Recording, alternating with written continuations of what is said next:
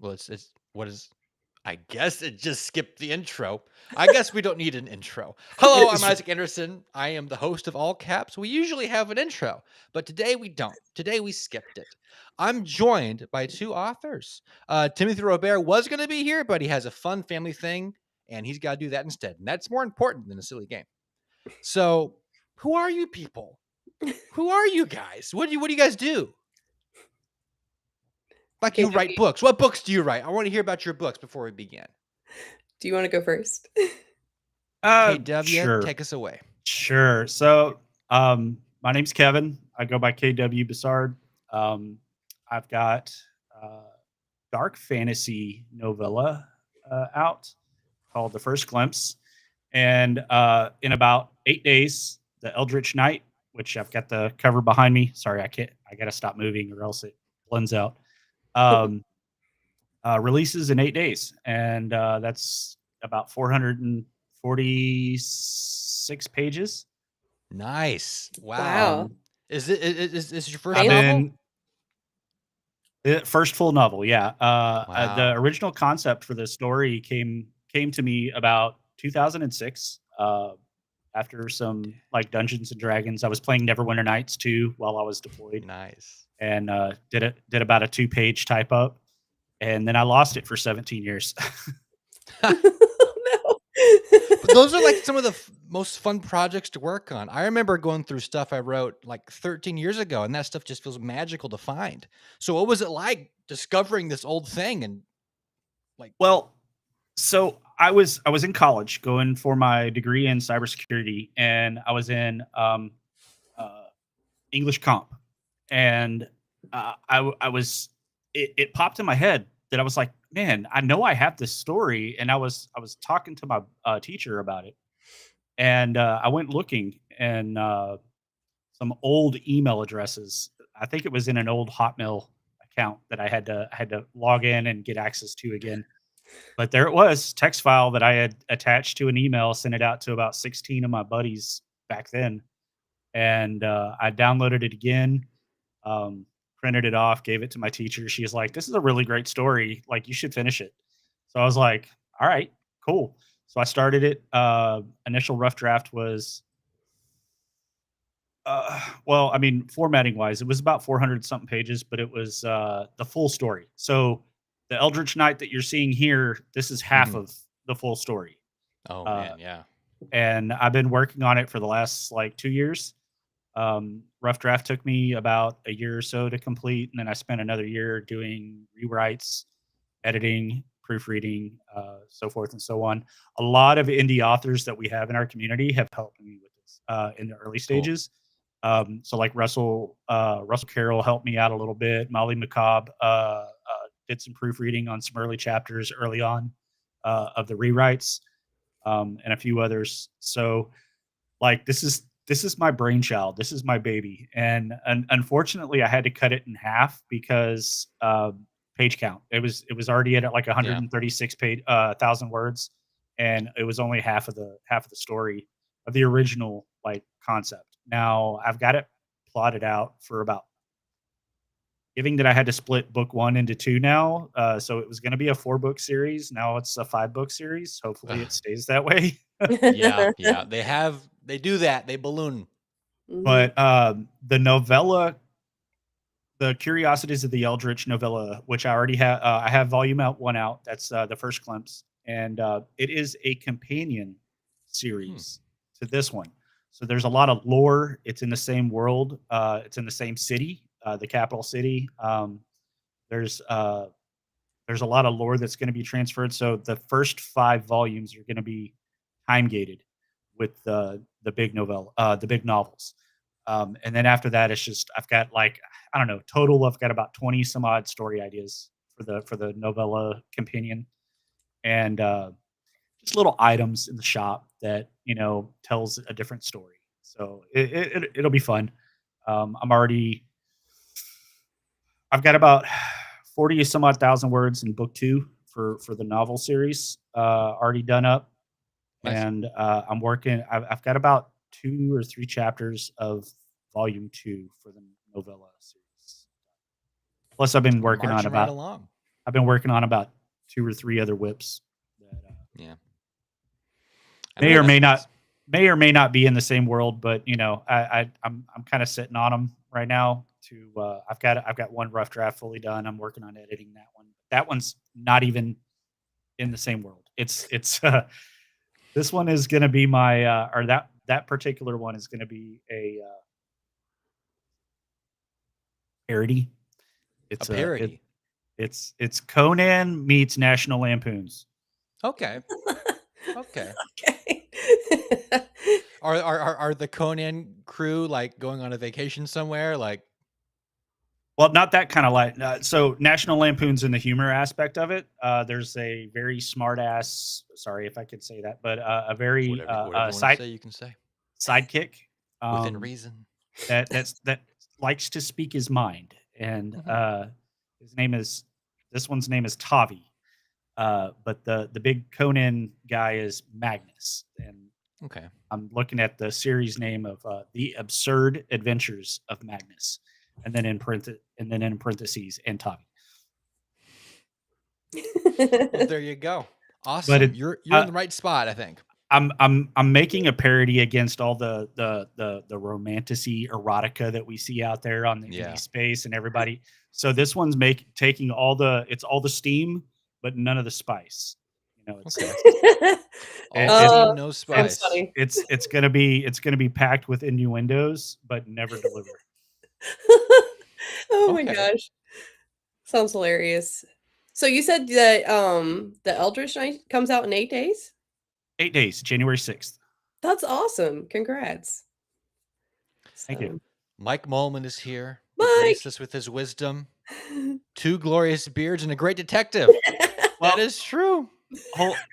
hold on, Mike. So I told you I was bald too, and I'm losing my mind. So whenever you're ready to have me on too. Yes, Mike is a fantastic host of podcasts. He's very, very fun to chat with and go on little adventures with. So, Ellen, you're also an author. I am. I'm the author of Space Collisions and The Floating Castle. So this is a little collection of stories, and this is my debut novel, dark epic fantasy. So yeah. Nice. Yeah. Okay. It looks like you're penciled in for January. Awesome. Mhm. Okay. I've brought you both here because there's a bit of a pickle. There's a bit of a problem that needs to be solved. I want to paint a picture for you. Both of you have been invited, like tickets been paid for, luggage been paid for. You're both special guests at Worldcon. What are you doing? What? How are you promoting yourself at Worldcon? I want to hear kind of what you want to do at this con. Like, what are you sitting in a booth? Are you wandering around? What's your plan for Worldcon? Mhm. Sky, I mean, all expenses have been paid. Do whatever you On want. I'm on the street corner with hills and a hanging Chad. Okay, okay, that's pretty. What is your sign say? I don't know. I'm like those used car salesmen that have I don't even know what those things that flap in the wind, you know? You got those flappies? Yeah, I got the flappy thing. Okay. But it's like a big giant sea dragon and like so it's just flapping Oh, and like freaking people out like young children and stuff. that's pretty good. Okay, Yeah. so I have an electronic 10-sided die here. So Okay. KW, I'm gonna roll for you. See how well your strategy is working at world. You got a 3. So it's the sandwich board sign isn't quite a hit. You are getting looks though. You are getting looks. And Ellen, let's see how you roll. Let's see here. You rolled a 3 as well. This electronic die likes number 3. So your little wavies are successfully scaring children.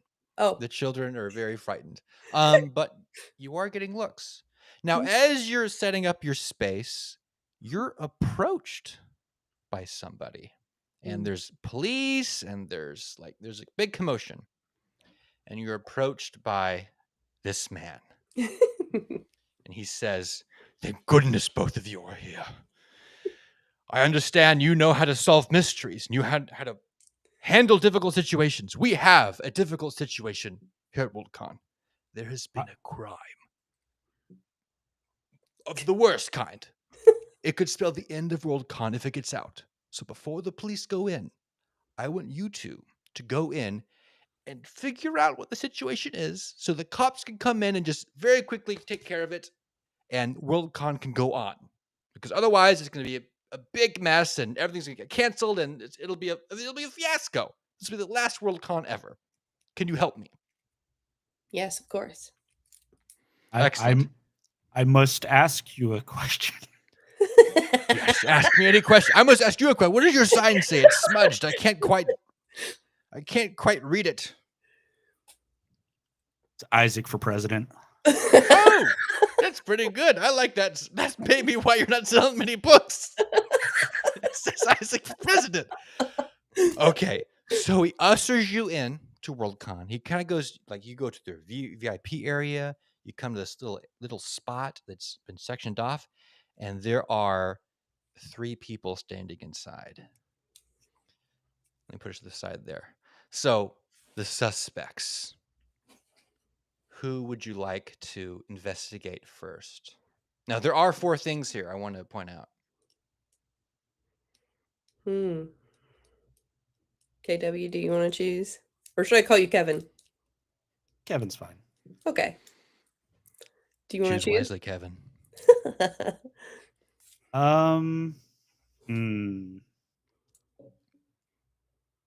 I guess. I don't know. There's a book on the ground with what appears to be a knife out of it. Right? That's the murder. The silhouette seems to suggest such. Yeah. Do we know whose book it is? That's you want to check out what that is on the ground? Yeah. So both of you get close, you look down, and you see on the ground in a pool of blood is the Winds of Winter. It has been stabbed through and is gushing its life out. Oh And no. you can tell, you know a dead book when you see one, and this book is dead. The author doesn't have a name. It's very, very sad. It's very sad. I mean, you kind of feel inside that if this got out, that if the Winds of Winter has been murdered, it could spell a riot. It could spell the end of WorldCon. If this happened at the WorldCon, that's like the worst publicity ever. Yeah. So you got to figure out who did this and quickly. Yeah. Okay.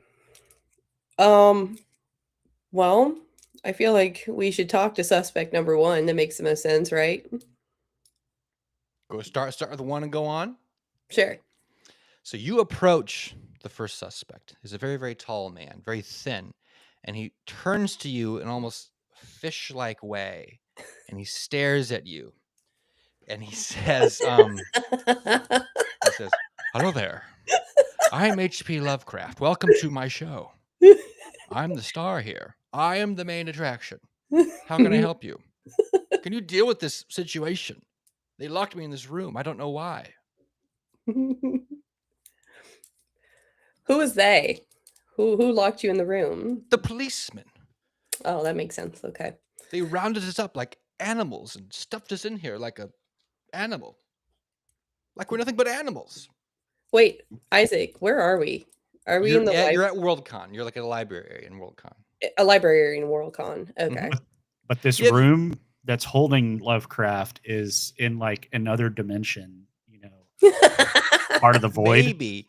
It could be. But Lovecraft, he does seem pretty normal to you. He seems a little bit shabby even.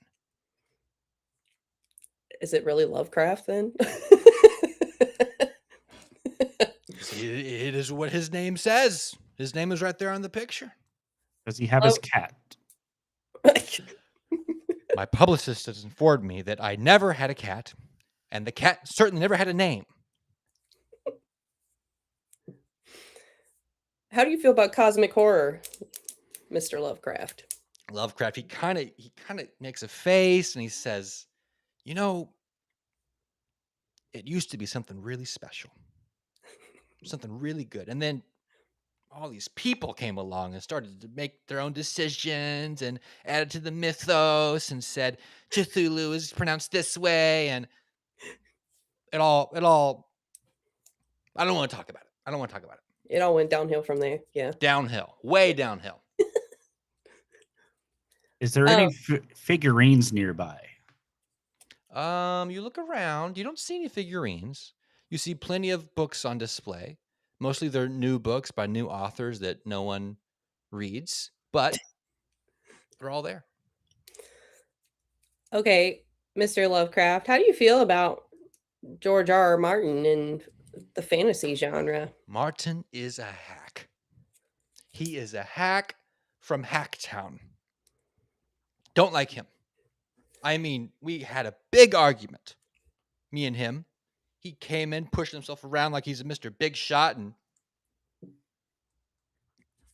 Really? lousy. What a jerk. Jerk. Should I say that about a living author? Sorry, Mr. That's Martin. really mean. That's really mean. Actually, Lovecraft pulls out of his jacket. He says, the only book here I enjoyed so far is Becoming a Druid by Mike Moldman. It's pretty good. It's about a man who becomes a druid. It is what it says on the tin. That's a good choice. So, Mr. Lovecraft, were you upset with season 8? What is a season? You're talking about like the weather? We have 8 seasons now? There's only 4, you know. Hot, not hot, cold, and other. You know, the seasons last a really long time in Game of Thrones, I've heard. And when winter comes, it's not good. Not good at all. Not good at all. So what did you have an argument about with Mr. Martin? He's just so full of himself. He's just so full of himself. You heard what he said about Gandalf, right? What did he say about killing him off. Gandalf? He said Gandalf should have stayed dead. Well, Absurdity. Insanity. Absolute insanity. So Lovecraft, he looks like he crosses his arms, looks like he's done talking for a while. So you guys back up, and you still have 2 other people to talk to here.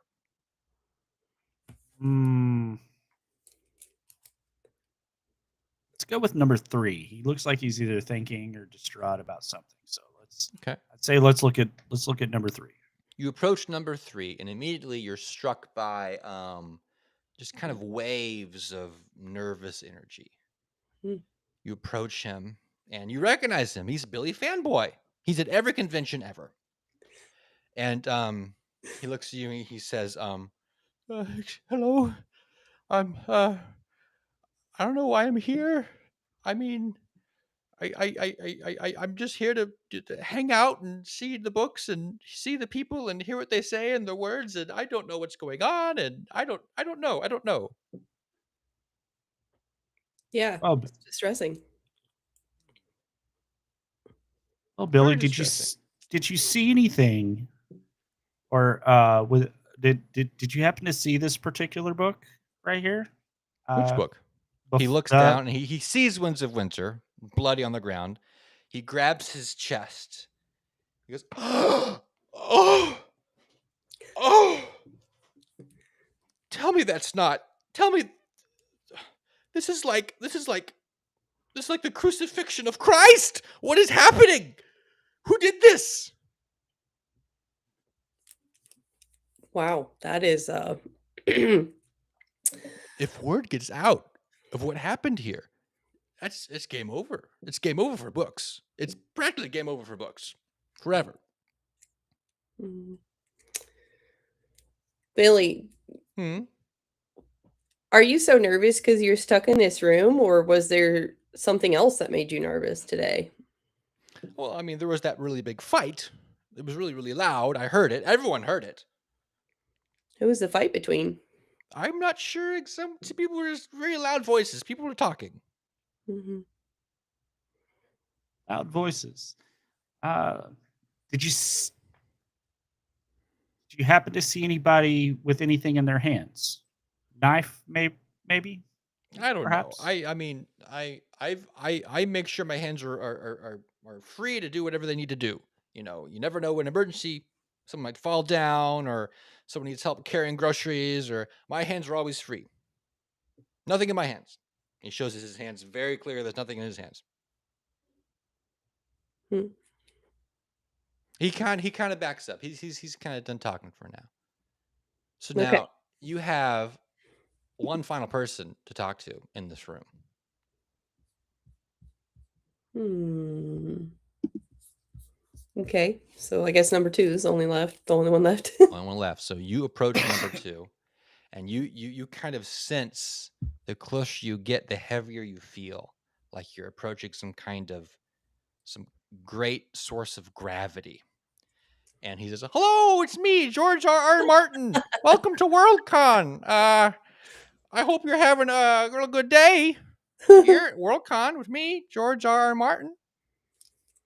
Mr. Martin, I hope you didn't hear my strong words earlier because I Oh, didn't truly mean them. I heard. Oh, I got a thick skin, honey. okay. I learned over years of writing, I guess you call it. Everyone's got opinions. Yeah, true. Mr. Martin, did you see the book on the floor? Yeah, someone came and took my baby from me and stabbed it to death on the ground. How I do you don't think feel any about parent that? should have to watch that. That's really, I mean, it gave me ideas for future stories, but no one should ever see that. I mean, True, true. and it was the only copy I had. So you said someone took it out of your hands? Snatched it. I don't know who. The lights went off and it left my hands, and lights turned on again. There he was, dead on the ground. Hmm. Okay. Were you talking with anyone at the time, Yeah, George? stupid Lovecraft. He came in like a peacock at the ball, like he's Mr. Well, he is, I guess he is Lovecraft. But he was like, I was like, hello, how do you do? I'm George R. Martin. He looked at me like I was like a fish or something, and he didn't want to touch me. And we didn't come to blows, but we shared words. What kind of words? Oh, the normal. I hate you. Go to hell. Stupid loser. You're ugly. Your writing sucks. I Yeah. called him archaic. He called me fat. It was a good argument. Well, I'm glad you guys are getting along so well. Hmm. Um, okay. Did you notice any like sounds or smells, or did you feel anything or hear anything when the lights went out and your book was stolen from I you? mean, the lights went out. Uh, the book was hit pretty hard out of my hands. Fell on the ground. And when the lights went on, there it was, dead on the ground. That happened pretty fast. Real fast. Really, really fast. Lightning fast. Was there anyone else near you while you were talking that you remember?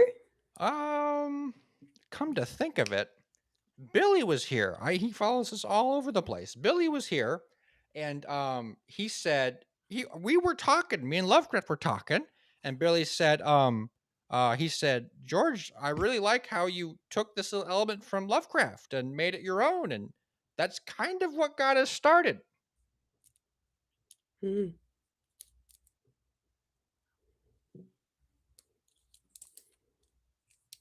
What do you think, Kevin? Can't really think of anything. Any other questions, honestly? I mean, without cutting it short, I would say it sounds like Billy, but I don't know. The Lovecraft friend in me, or fanboy in me, wants to say that it was the shadows, and Hmm. You think it was shadows that did it? it was the nether.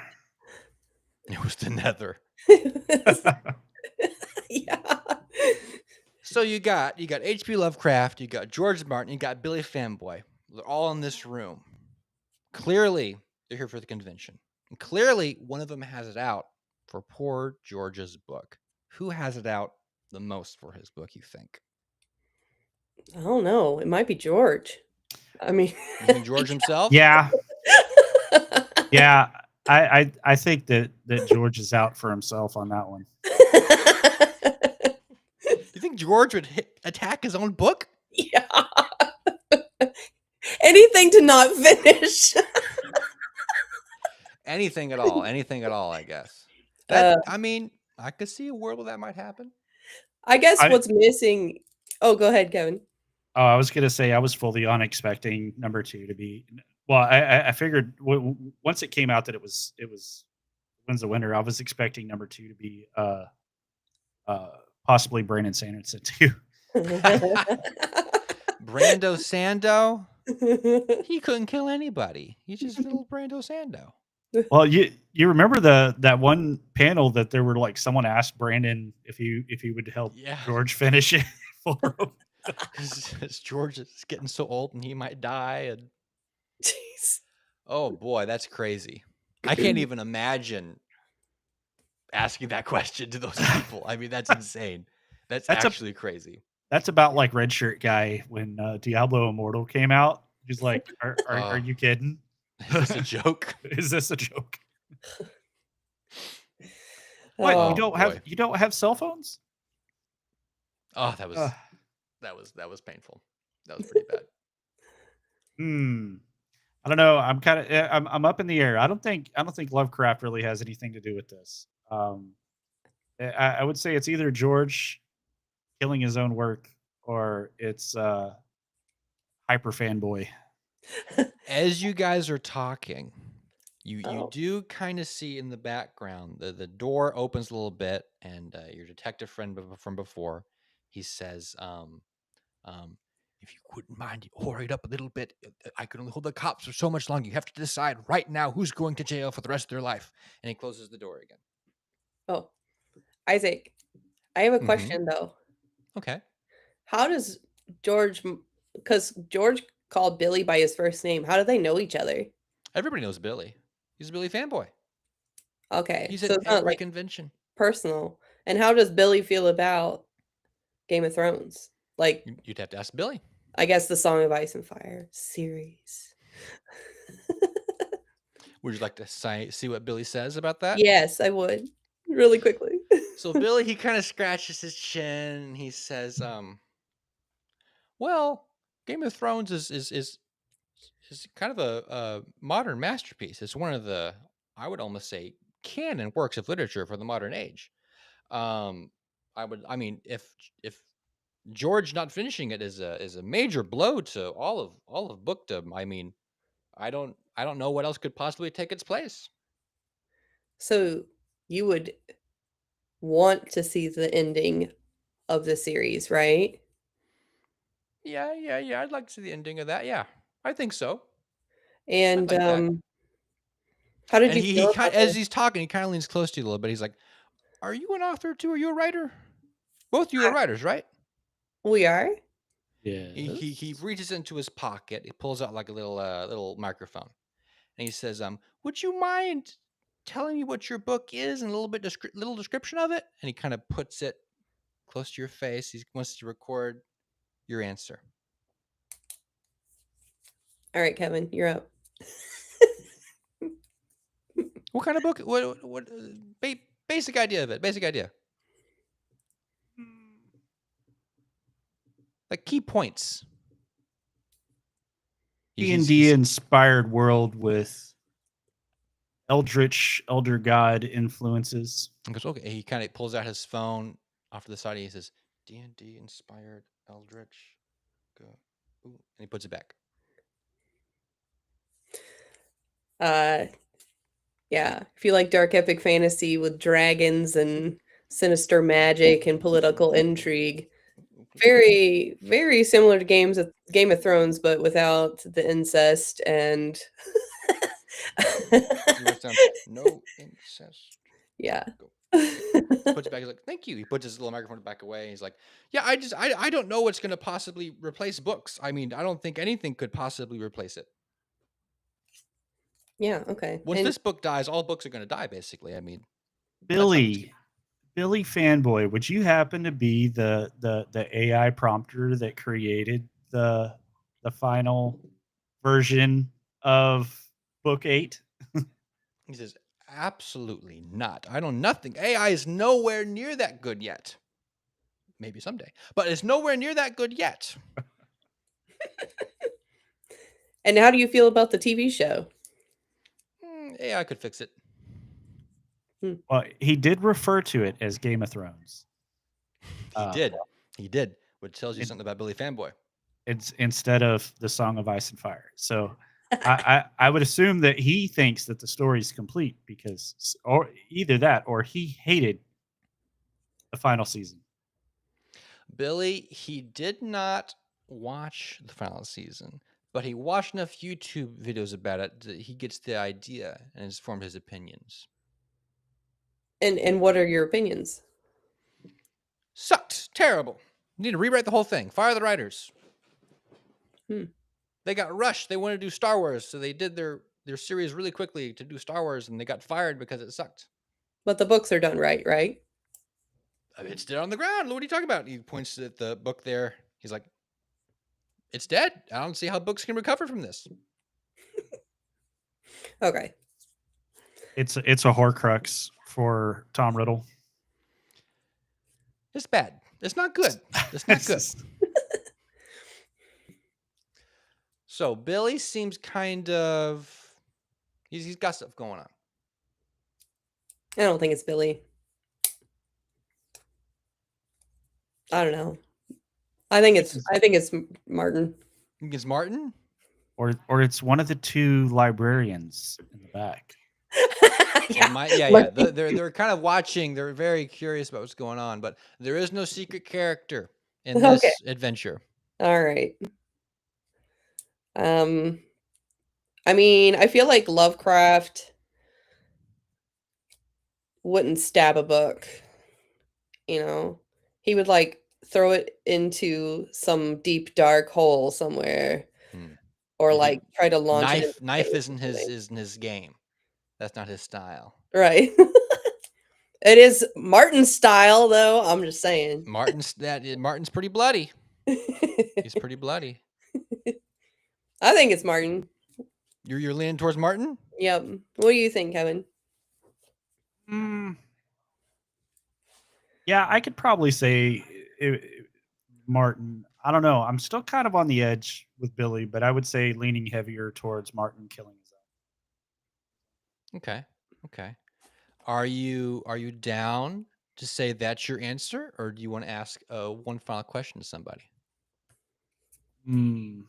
Well, can't see who else is. I would say let's phone the audience, but Mike seems to be the only one that I can see in chat. Yes, apparently Monday night is not the time to do a murder mystery. No, probably not. That's okay. But we could ask Lovecraft or Martin about Billy.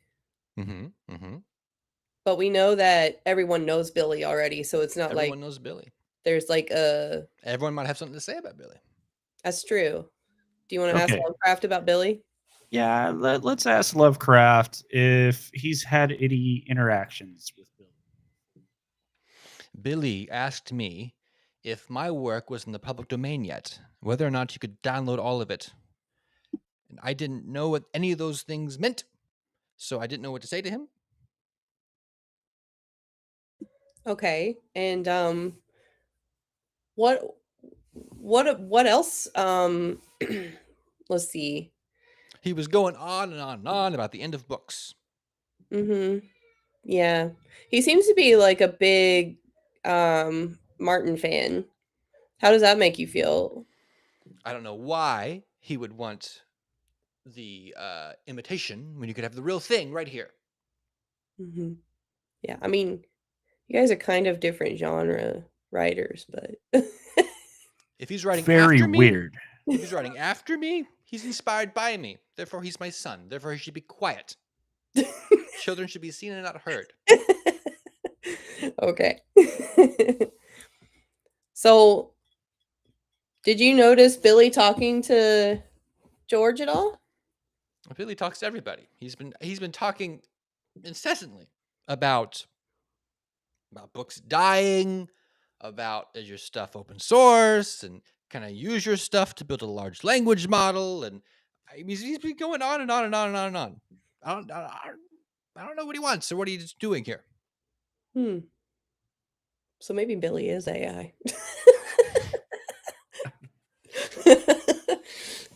Okay. Well. The culprit is Anthropic. Clearly, Anthropic is the bad guy here. So now I'm torn. what do you guys think happened here? What do you think went down? You All messed we know, You messed me up. all we know is that the lights went off. No, we know that Billy talked to uh Martin and Lovecraft. They got into a fight, the lights went off, and then the book was dead. We know that Lovecraft was calling George, saying his stuff was derivative. George was trying to defend his stuff, and Billy was just in the middle of it. You might be right, Kevin. It might be Billy. Just because, I mean, if he is AI, he's going to take good books and kill them, right? So. Well, if he likes, and this is another, I mean, he said Game of Thrones instead of Song of Ice and Fire. And then Mhm. you had he's big into AI, big into large language models, he's big into source and public domain. But so George hasn't finished the story yet. If that is the only copy of it, why wouldn't he kill it before it sees the public? Hmm. That way Billy doesn't possibly pirate it and get a hold of it. Hmm. Oh, I love I, all these theories. I will give you guys one hint here. Okay. Every single person here has lied to you about something. Oh.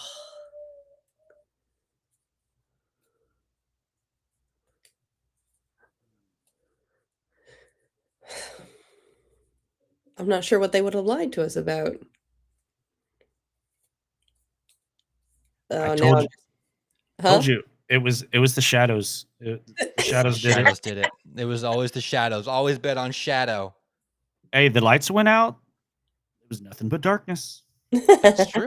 That's true. Just saying. That'd be a crazy thing to happen. Hmm. Okay. So the cops are behind you. They're kind of coming into the room and they're looking at you, and you have to decide. You got to point the finger at one of these people. And is there any other clues anywhere?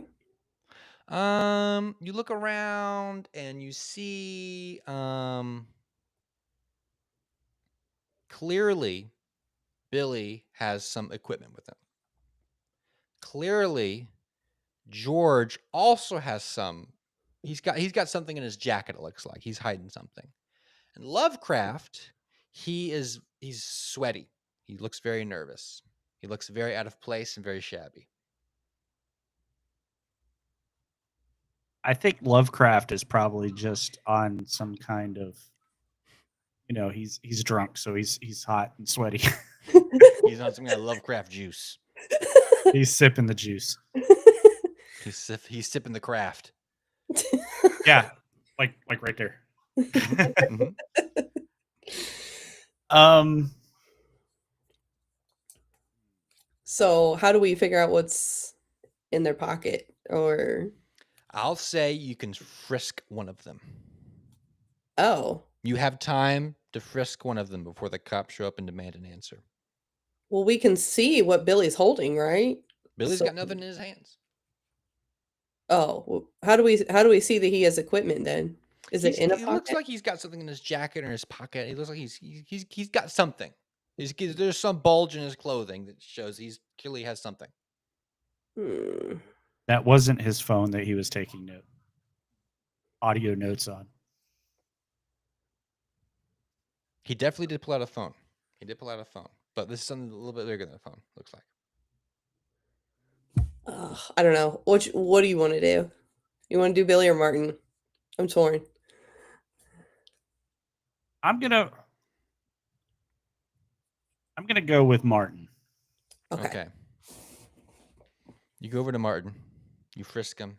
You go around him. He's like, "Hey, what are you doing?" And then you pull out from behind his back, from the small of his back. He's got just a pack of double stuffed Oreos. And No. when you take it, it's like Bilbo reaching for the ring. He goes, "Ah," he's trying to get those back, and he covers up and he says, "Oh, I'm sorry, I've just been under a lot of stress lately. That's my comfort food. You can't take my comfort food. I need my comfort food." Why have you been under so much stress, Mr. Martin? Oh, 'cause everyone has their theories and their fan boards and their YouTube videos and everything. It's all it's too much. It's too much. I just want to remember when I could write about people turning into sand and fat people turning into monkeys and fat people in space and being smarter than everybody else. I just want to write about fat people being better than everybody else like I used to. That's what I want to do. So, is it so stressful that you wouldn't want to finish your final book? I mean, I wouldn't say that. I wouldn't say that. I don't know. What would you do? I don't know. It seems like a lot of stress. A lot of stress. So You know, as you say that's a lot of stress, the cops arrive at your shoulder and they say, "Okay, who are we taking away? Which one is it?" yeah. The Oreos threw me off. I don't know. I am not doing well on this one. I mean, I will say you guys hit the answer at least once in your discussion.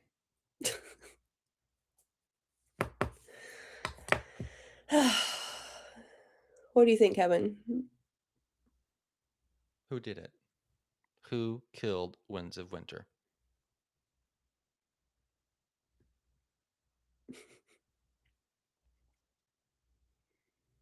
The Oreos really threw me off too. I was expecting the knife sheath or something, but something significantly bigger. It was a big pack of Oreos, like really big. Stuff.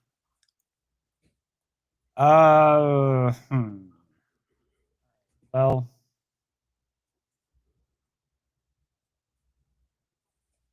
I mean,